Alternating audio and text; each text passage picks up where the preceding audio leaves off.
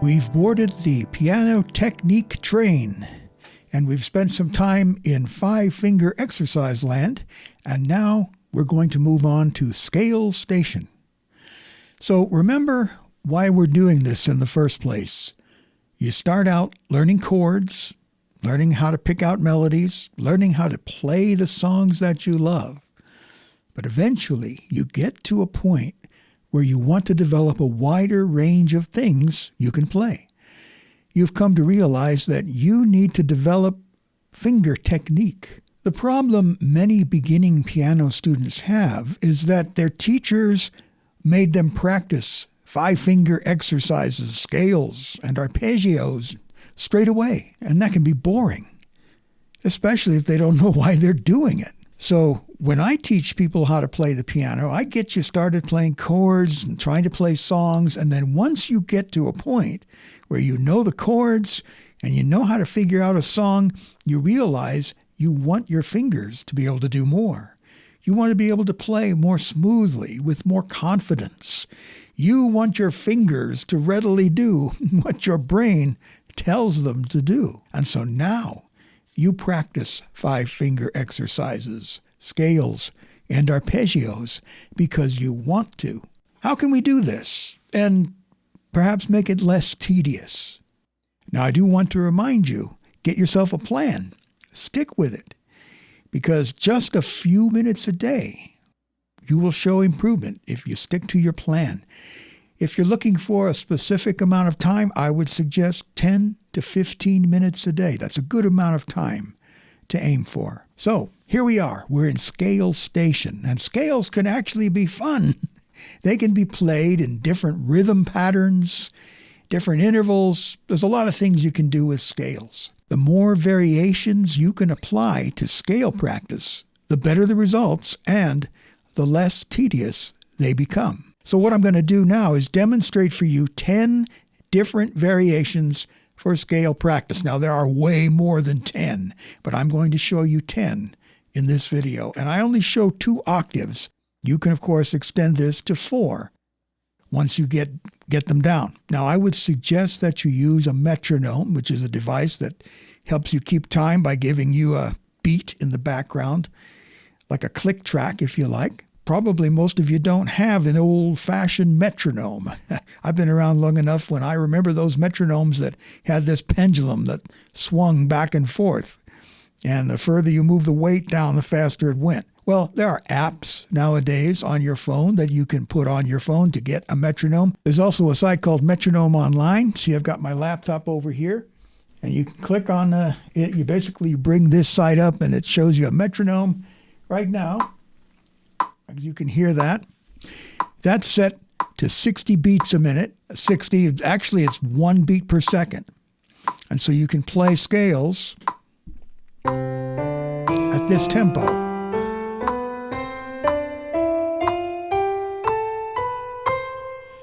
And that helps you play evenly.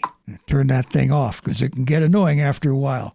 Anyway, let's switch to the overhead camera, and I will show you these scale variations. All right, for this first scale exercise, I've got the metronome going. It's set at 84 beats per minute. Each one of those clicks represents a quarter note. And so you can see this first version is just the straight scale up 2 octaves and down.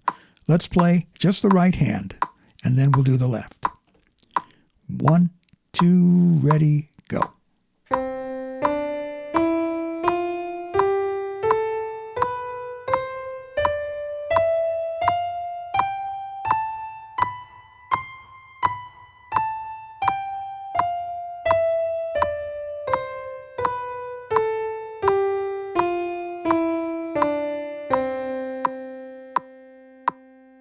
Okay, and now the left hand.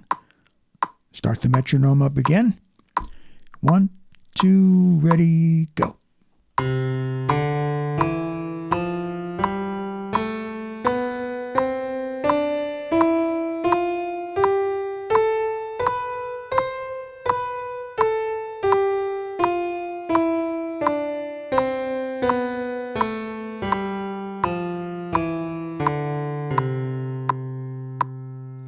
let's turn this metronome off.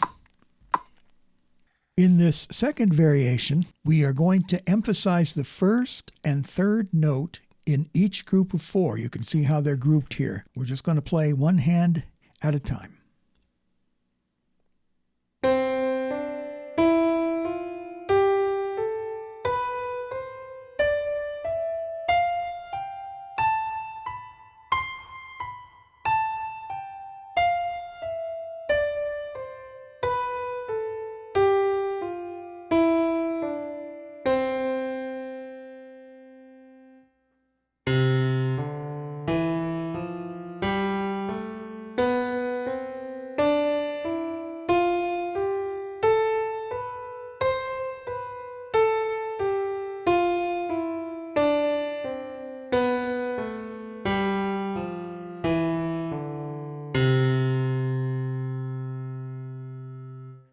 In variation 3, we emphasize the second and fourth note of each group of 4.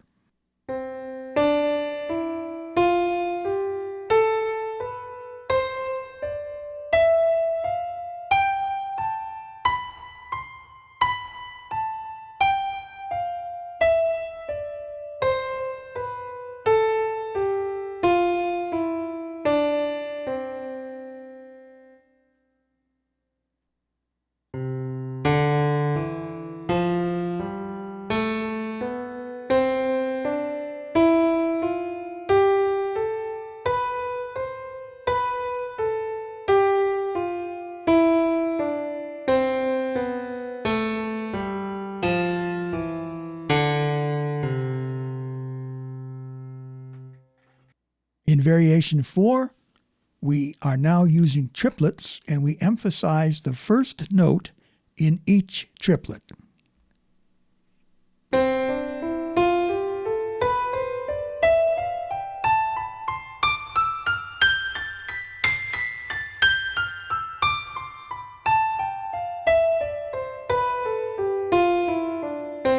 Notice we went up 3 octaves this time.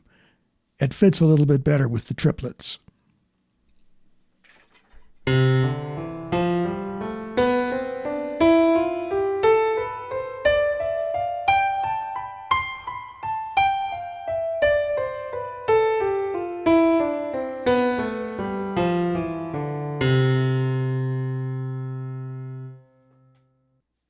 Now in this variation, we're playing in 16th notes, and we emphasize the first note in each group of 4.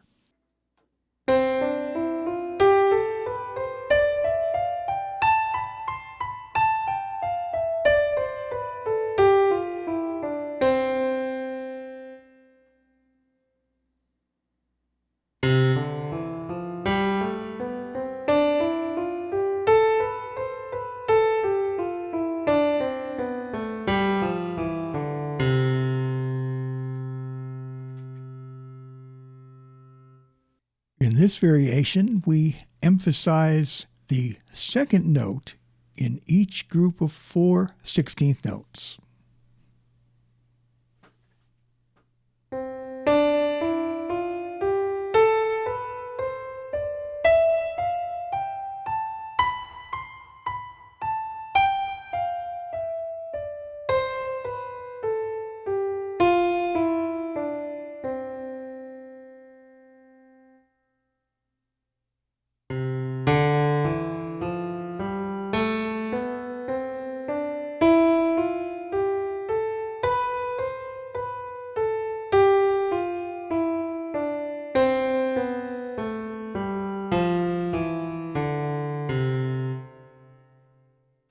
In this variation, we emphasize the third note in each group of 4 16ths.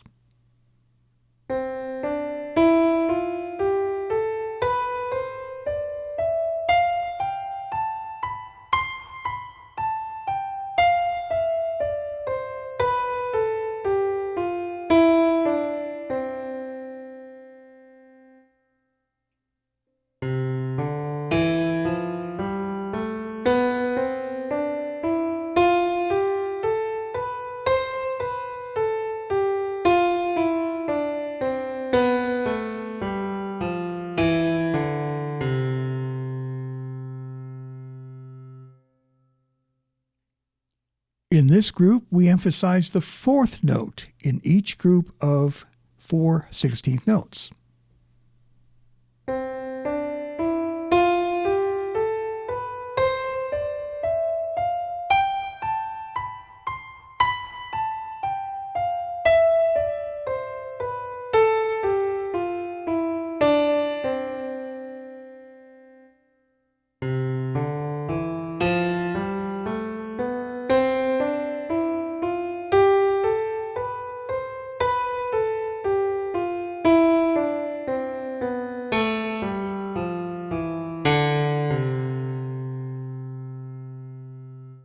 Now in this exercise, this version of the scale exercise, we're going to use a dotted eighth 16th rhythm.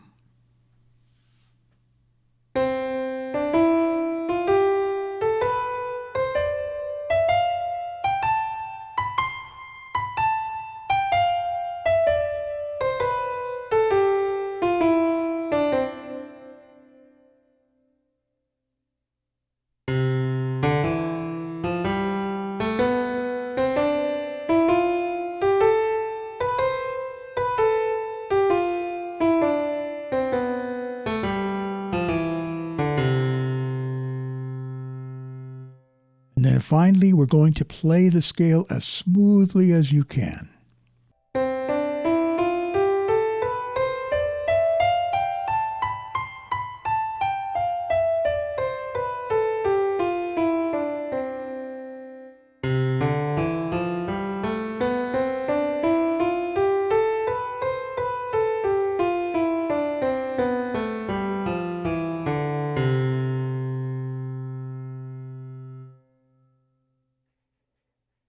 Thank you for watching and for playing along. I hope you found this helpful.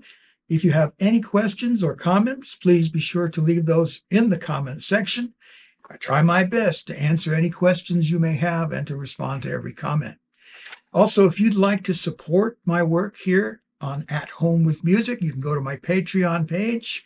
I will leave a link to my Patreon page in the description. And for those of you who've already become patrons, thank you so much for your support. Also, if you have not yet subscribed to the channel, please be sure to do that as well. That really helps the channel a lot, and I'm very, very grateful to all of you who have recently subscribed. Well, to all of you who have subscribed during the entire life of At Home with Music. Thank you again, and I look forward to speaking to you in the next one.